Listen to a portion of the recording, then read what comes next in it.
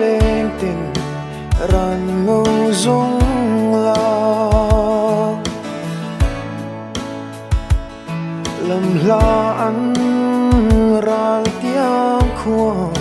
sắc mê sen siari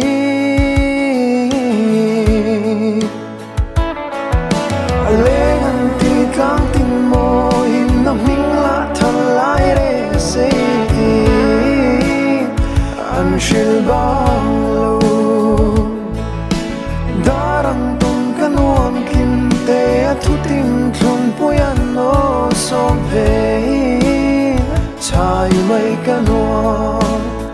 nui moi sang mel moi sen siari katonan hula doyang kadom nan che kachangi bei ve na tui ang nemro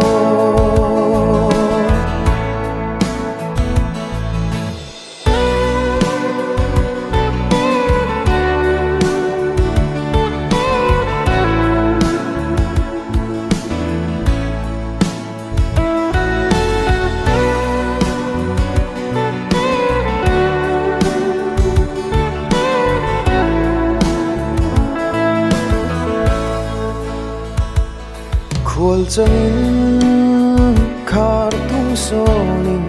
an run kan kai ve tập tualan shan thang val ruan lên về karane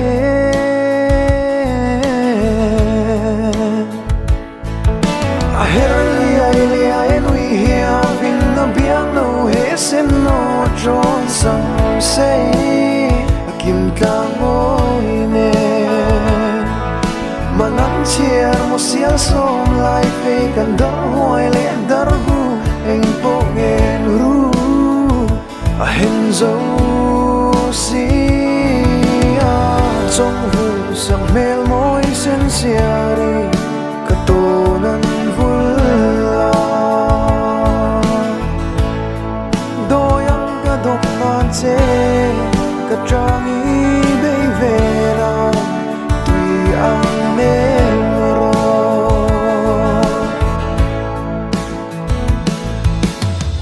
zon tiang si ar le chor kha